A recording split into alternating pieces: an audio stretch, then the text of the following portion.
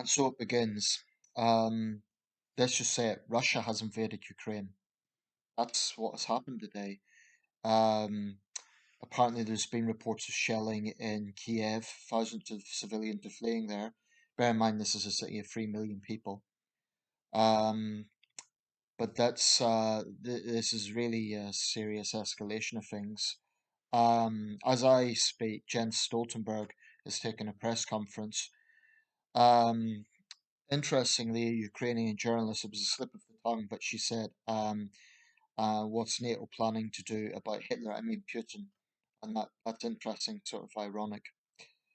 Um, I mean, it was a slip of the tongue, but I think it shows the way Ukrainians are feeling right now. Um, I don't know where this is going to go because Putin's clearly not going to stop at Donetsk and Luhansk. If, in the worst case scenario, Ukraine is totally annexed as an entire nation state, um, I think it'll be a long and protracted bloody war. But let's say that happens, what's to stop Putin going into the Baltic states? Um, I don't think it's an exaggeration when Jens Stoltenberg and other EU officials said that this is the most serious crisis facing Europe in over 80 years. Now, I think with the breakup of Yugoslavia, that was also very serious, while Russia was less directly involved in that. That's why this is possibly even more serious than the breakup of Yugoslavia, because as much as that was a major international event and a major event in Europe, Russia was sort of looking on from a distance. This is direct. Russia's invaded Ukraine. I mean, it was expected, but it's still shocking. So how should the West respond? Well, sanctions can only go so far. I think the Russians are being clear they don't really care about sanctions. I think there should be heavy asset freezes of Russian individuals tied to Putin. I think, incidentally, the Tories need to seriously look at their ties to Russian oligarchs. Anyone with any ties to Putin should be made a persona non grata. I'm not saying collective vilification or punishment of Russians. I'm saying that anyone with ties to Putin. Um, I think that in terms of supplies, if it gets to a point where Ukrainians are literally fighting for their lives, which might well be the case, I think that there is a moral argument for arms supplies. And I would rarely argue that because arms kill. But this is a case of a smaller country defending itself from um, a former superpower and a major power in the Russian Federation. So I do think there's a moral argument in arming Ukraine.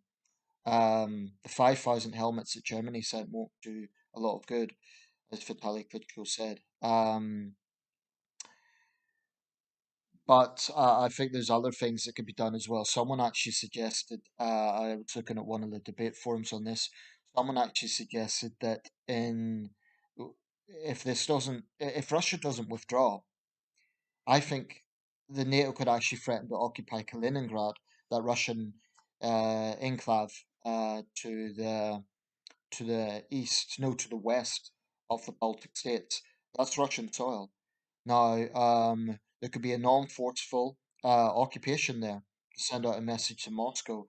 Non-forceful, don't harm civilians, but have a presence there. Um, it would escalate things, but it would be a message to Moscow that the West isn't just talking about sanctions, that this is something that Russia has escalated. RT, of course, are in their overdrive of propaganda. If Ofcom fails to act, it would be a complete race. Um, Absolutely, I think RT should have its license stripped. I'm hoping that will happen in the next few days. Um, because Ofcom needs a good kick up the rear end, frankly. I'm disgusted by their appeasement, and that's how I see it, because fines are meaningless when it comes to the likes of, well, a network that is funded directly by the Kremlin, and supported by the Kremlin. Um, I really would ask, though, to Putin apologists today, will you still doggedly insist that this is all the fault of the West? Will you still insist, despite the fact that Ukraine's very existence as a sovereign state is being threatened, that Russia somehow has the moral high ground? Even if you argue that Ukraine wanting to join NATO has escalated this, that's frankly Ukraine's right as a sovereign state. Um, and I'm aware that Ukraine and Russia have long cultural, linguistic ties, but Ukraine is a sovereign state. And what's happened today is I think that Putin has made Russia a pariah in the eyes of the world, not just the West. I think even China is going to look at this, and I think they're going to be cautious in their support for Russia. Of course, China might well try and retake Taiwan soon. Um, so it's a very serious situation. Already, there's been reports of 50 fatalities. Now, the conflict in Donbass had sort of been a low intensity conflict. There had been, if you look at ongoing conflicts, and granted it's not the most solid source, but on Wikipedia, ongoing conflicts, that states that 8 people have died in the Donbass conflict this year. It seemed very low, given the world focus is there right now. 50 have died today. This is clearly an escalation if those figures are accurate. Another report said one young boy had died in Kiev, but at least one report, I believe it was TRT News, which is a Turkish source, was suggesting 50 had been killed. Clearly, there's been at least some casualties, and it would be very surprising if there wasn't. Um, but it looks like Putin has no plans to stop. I mean, yesterday he had a press conference. He was dressing down one of his intelligence chiefs, and people were joking about how nervous the guy looked. But this man, Vladimir Putin, has time and time again shown that he is a destabilizing force in the world. I really do think that he is possibly the most dangerous leader since Hitler. And I say that with no hyperbole, I mean it. Um, so it's no wonder that Ukrainians, slip the tongue when they call Putin Hitler. Um, Is there any major difference between what Hitler done in the 30s, talking about protecting German speakers, um, using excuses to annex the Sudetenland? I just see echoes of history here. And I don't think it will be a Europe-wide conflict. Even at this point, I'm not sure it will be a global war, but it is certainly a very, very serious situation. And it's probably the most serious situation in Europe since the end of World War II, and it's one of the most serious international situations since the near nuclear war of 1983. I was going to say since the Cuban Missile Crisis, but the lesser documented events of 1983 are also up there.